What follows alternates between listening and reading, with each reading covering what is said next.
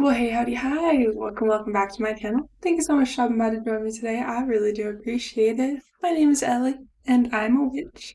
And this over here is my teaching assistant, Andy, and today is the 4th of July. So happy 4th, everybody.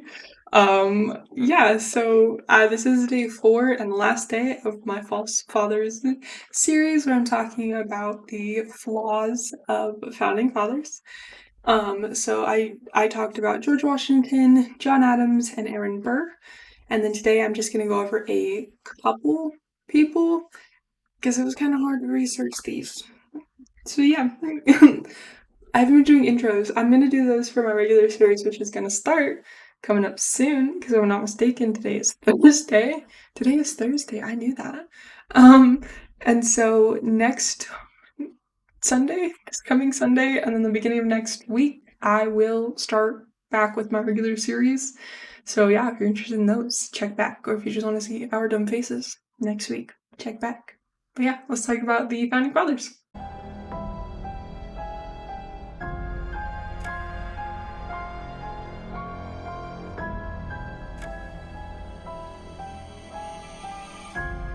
So as I've been trying to get across, there are no perfect people, and the founding fathers are no different.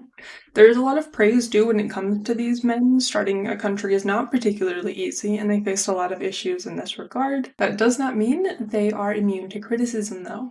I've gone over 3 founding fathers, obviously, in more depth, but let's do a quick rundown of a few other founding father faults. Now, John Hancock is famous for signing the Declaration of Independence and being very outspoken against British rule, but he didn't do it for noble reasons. Now, Hancock was also known as the Prince of Smugglers. Being wealthy and a shipping magnate, he was able to become an expert smuggler, specifically of Dutch tea. The tax laws were a hindrance for Hancock, but he had money and was able to fund a lot of the demonstrations against British rule. Now, in 1768, his ship had been impounded by the British. He was charged with violating tax law, he was heavily fined, and taken to court. Now, this led to outrage in Boston, and violent acts began to be committed by the colonists in the name of liberty. Now, the violence came to a head at the Boston Massacre. Hancock had been urging citizens to fight by any means necessary, they deserved their freedoms. The other well-known event that Hancock had a hand in was the Boston Tea Party. Now, Britain had created legislation that allowed the British East India Company tea to be sold within the colonies, which directly cut into Hancock's tea smuggling operations. So, with the help of other smugglers, people were urged to fight back. It is unfortunate that anger was taken out on 342 innocent chests of tea, which were worth about $1.7 million in today's currency. But it was necessary for the greater good. Hancock was a very popular and influential person when it came to gaining our independence, but do not mistake this man as noble. He was looking out for his best interests at the end of the day. Next is notorious traitor Benedict Arnold. Now, originally being a man respected by the likes of George Washington, he is now most well known for treason. How did he get the title, though? Having served with Washington and the other founding fathers, he was well respected, was also passed up for promotions, which greatly upset him. He did try to resign after he felt slighted, but Washington convinced him to stay and appointed him military governor of Philadelphia. He was not well liked there, however, but dealing with the after effects of the war, one that had left him physically disabled, he had bigger issues to worry about. With his outcast status came complaints that went all the way up to Washington.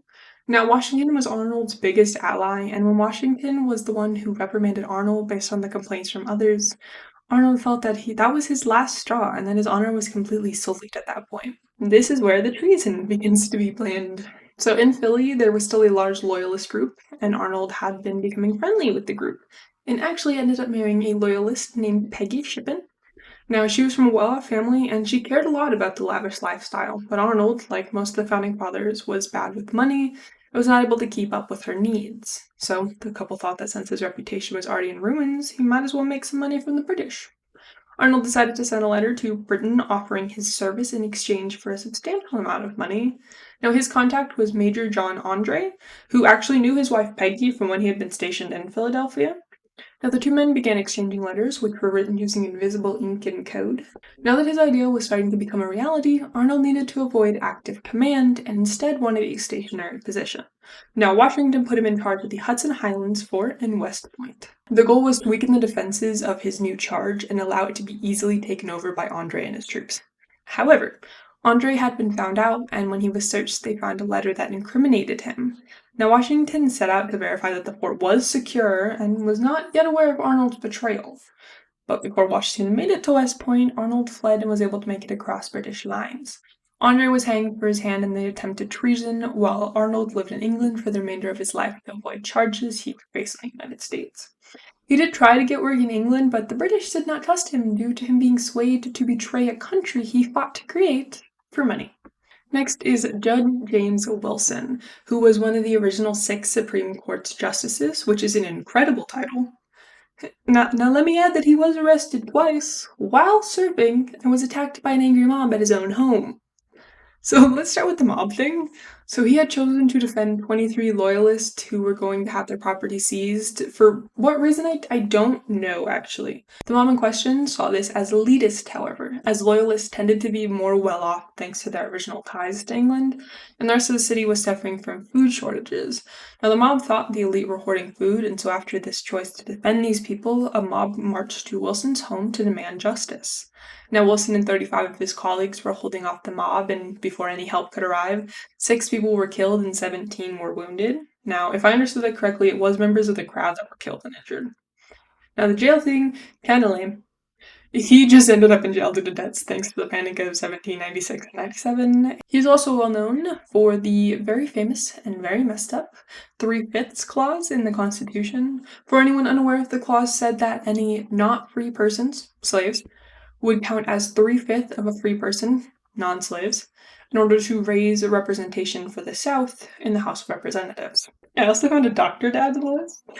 And I understand that what we know today in regards to medicine had to come from somewhere, and that there is a starting point for theories.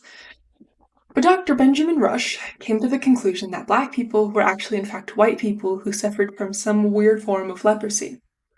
Again, I have a different type of knowledge than they did, but even in this time, this didn't make sense. Not only were they aware of what leprosy was, but if they in fact had leprosy, no one would go near them, let alone enslave and live in close proximity to them. Anyway, he felt that the cure for the leprosy was to help those afflicted become white. The way that they would become white, though, was through burning their skin to reveal the white skin underneath, and for acid to be applied to their hair to fix it. Overall, these men were flawed as much as any of us, and I did make this difficult for myself, as I wanted to not consider them bad based on our modern standards, and it is very hard to be objective of others when morality was different than it is today.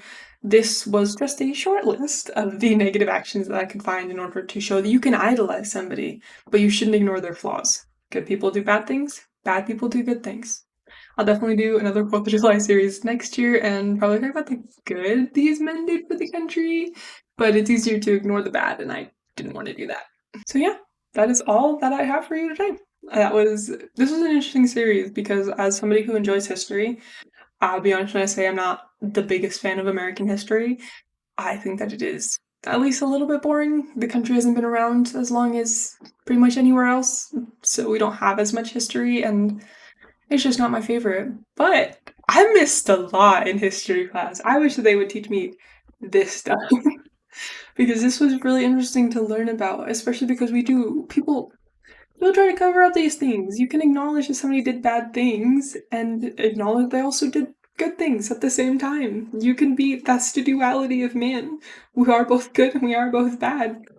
So I think that it's important to acknowledge both the good and the bad, and I wish that I had learned a lot more of this in school, because this was really interesting. But yeah, that was that. If I missed somebody that you know, please let me know in the comments. This was very difficult, but I was having a lot of fun trying to find information on this stuff. So please let me know if I missed anybody and what their crimes were.